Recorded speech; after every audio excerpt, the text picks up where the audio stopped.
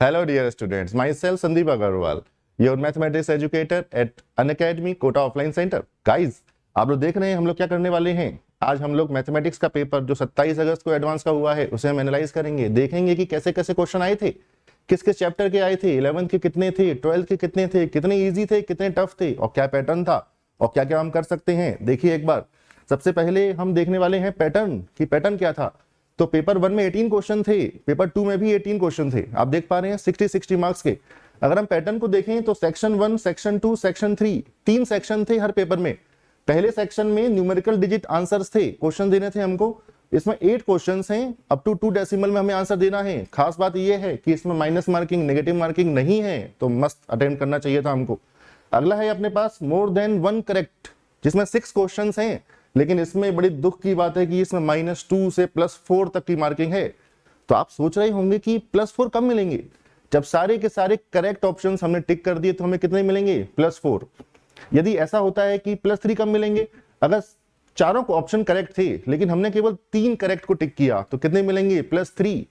यदि 3 या 3 से ज्यादा करेक्ट थे और हमने केवल 2 क्वेश्चन करेक्ट को टिक किया है तो कितने मिलेंगे, +2। और यदि ऐसा था कि 2 या 2 से ज्यादा करेक्ट ऑप्शंस थे और हमने केवल एक करेक्ट ऑप्शन टिक किया तो कितने मिलेंगे, 1। एक भी ऑप्शन टिक नहीं किया तो 0 मार्क्स तो मिलेंगे ही मिलेंगे। लेकिन यदि एक भी गलत ऑप्शन टिक कर दिया तो यू विल बी रिवार्डेड -2। तो इस तरह के क्वेश्चन को बहुत कॉन्शियसली देखना चाहिए, सॉल्व करना चाहिए। कई बार क्या होता है कि एक एक क्वेश्चन में जो 4 ऑप्शन होते हैं वो 4 क्वेश्चन के बराबर हो जाते हैं। तो बस सोच समझ के समय बहुत देख कर देना चाहिए इन क्वेश्चंस को, ठीक है। सेक्शन 3 में मैट्रिक्स मैच लिस्ट टाइप के क्वेश्चन थे, 4 क्वेश्चन थे, इसमें भी माइनस मार्किंग है, -1 ही है और +3 है जैसा रहता है। और सेम पैटर्न अपने पास पेपर 2 में भी था। अब हम लोग आते हैं कि इस पेपर में 11th और 12th में क्या हुआ कि भाई 11th क्लास के कितने क्वेश्चंस आए और 12th क्लास के कितने क्वेश्चंस आए। एक बार हम इसे अपने पाई चार्ट से देखते हैं, बार चार्ट से देखते हैं। तो इसमें आप देखिए कि पेपर 1 में 12th क्लास के 11 क्वेश्चंस हैं और 11th क्लास के केवल 7 क्वेश्चंस हैं। और पेपर 2 में 12 क्वेश्चंस हैं 12th क्लास के और 11th क्लास के केवल 6 क्वेश्चन, तो ऑलमोस्ट 50% बन रहा है। ओवरऑल हम देखेंगे तो पूरे एडवांस के पेपर्स में दोनों पेपर को मिला के आप ये देखेंगे कि 23 क्वेश्चंस 12th के हैं और 13 क्वेश्चन 11th के हैं। तो वेटेज आप देख पा रहे हैं कि 12th का बहुत ज्यादा है 11th से। इसको हम पाई चार्ट से भी देखेंगे कि क्या परसेंटेज में कैसे हम इसे एक्सप्लेन करेंगे। तो आप लोग देखिए कि 11th और 12th क्लास का हम इसमें देख रहे हैं पेपर 1 में क्या परसेंटेज है। तो 12th क्लास का 61.1% एंड 11th क्लास का ओनली 38.9%, अराउंड यही रहेगा सब में सेम। आप देखिए कि पेपर 2 में कैसा रहा, 66% 12th का और 33.3% 11th का। और ओवरऑल अगर हम देखें कि ओवरऑल पूरे जेईई एडवांस के दोनों पेपर को मिला के क्या रहा, तो आप देख पा रहे हैं कि 11th क्लास के 36% अराउंड और 12th क्लास के 63.9%। इसे आप 60-40 मान सकते हैं क्योंकि कुछ क्वेश्चन ऐसे भी होते हैं जिसमें 11th क्लास के कॉन्सेप्ट का इस्तेमाल होता है, पर मेजरली हम ये कह सकते हैं कि 12th का पोर्शन मेन था इस पेपर में।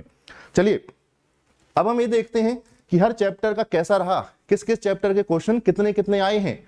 देखिए इसमें आप देख पा रहे हैं कि ये 11th क्लास के चैप्टर्स हैं, इसमें कंपाउंड एंगल, लॉगरिथम से एक एक क्वेश्चन आया था, दोनों ही इजी थे। सीक्वेंस सीरीज के 2 क्वेश्चन थे, मीडियम लेवल के थे, एपीजीपी के ही थे। ट्रिग्नोमेट्रिक इक्वेशन का तो मस्त मैट्रिक्स आया था एक, ठीक है। स्ट्रेट लाइन का कोई क्वेश्चन नहीं आया। और कोऑर्डिनेट ज्योमेट्री में आप देख रहे हैं कि सर्कल, पैराबोला और एलिप्स और हाइपरबोला से एक एक क्वेश्चन आया था मीडियम लेवल का। और अपने पास पीएनसी जो हमेशा ही आती है, 2 क्वेश्चन आए थे, दोनों ही करने लायक थे, बढ़िया मस्त मीडियम क्वेश्चन थे। 12th क्लास का अगर हम देखें कि 12th क्लास के टॉपिक्स का कैसा रहा, तो फंक्शन आईटीएफ का एक एक क्वेश्चन आया था। आईटीएफ का क्वेश्चन नॉर्मल क्वेश्चन था, फंक्शन का भी नॉर्मल क्वेश्चन था। इसके अलावा मैक्सिमम मिनिमा और मोनोटोनिसिटी में से केवल मैक्सिमम मिनिमा का ही एक क्वेश्चन आया है इस बार, मतलब एओडी का वेटेज थोड़ा सा कम रहा इस बार देखा जाए तो। डेफिनेट इंटीग्रेशन के 3 क्वेश्चन, जैसा कि हमेशा होता भी है कि डेफिनेट इंटीग्रेशन तो भर भर के आता है पेपर में। डिफरेंशियल इक्वेशन के 2 क्वेश्चन आए हैं, मैट्रिसेस के 2 क्वेश्चन आए थे और 3D के भी 2 क्वेश्चन थे।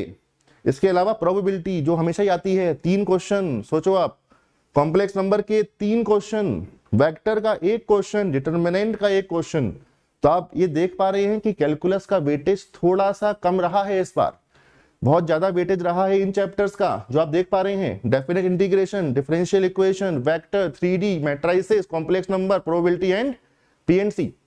ओके, तो ये वो चैप्टर्स हैं जिनके क्वेश्चन हर बार आते हैं, कई सारे आते हैं, तो इनको चैप्टर्स को हमें बहुत अच्छे से करना चाहिए। आगे बढ़ते हैं। अब हम ये देखने वाले हैं कि इस पेपर के विषय में, कि इस पेपर में रहा कैसा अल्टीमेटली पेपर। आप देख पा रहे हैं अपनी स्क्रीन पर कि यहां पर ये पूरा एनालिसिस है, दोनों पेपर का कंबाइन एनालिसिस है। आप देखिए कि ये फिगर देखिए आपकी पूरे पेपर में इजी क्वेश्चन कितने आए हैं, 47% around. That's mean JEE advance के पेपर 1 पेपर 2 को कंबाइन कर दें तो इजी क्वेश्चन कितने परसेंटेज हैं, 47, अराउंड 50%। टफ कितने हैं, अराउंड 16.68%, और मीडियम कितने हैं, 36.11%। तो आप ये देख पा रहे हैं कि जो इजी और मीडियम का जो परसेंटेज है ये तो ऑलमोस्ट 85 के आसपास है। और आपको ये बात भी जाननी चाहिए कि आईआईटी में, ये हमारा अप्रोक्सीमेशन है कि आईआईटी में इस साल भी सिलेक्शन के लिए 30 to 35% मार्क्स ही चाहिए। तो आप ये सोच रहे होंगे कि जिन क्वेश्चन को देखकर हम लोग डर जाते हैं, जो हमें टफ लगते हैं कि यार ये कैसे होंगे, लेकिन अल्टीमेटली उन क्वेश्चन को तो हमें सॉल्व ही नहीं करना होता। हमें सॉल्व किन क्वेश्चन को करना होता है, जो इजी और मीडियम है।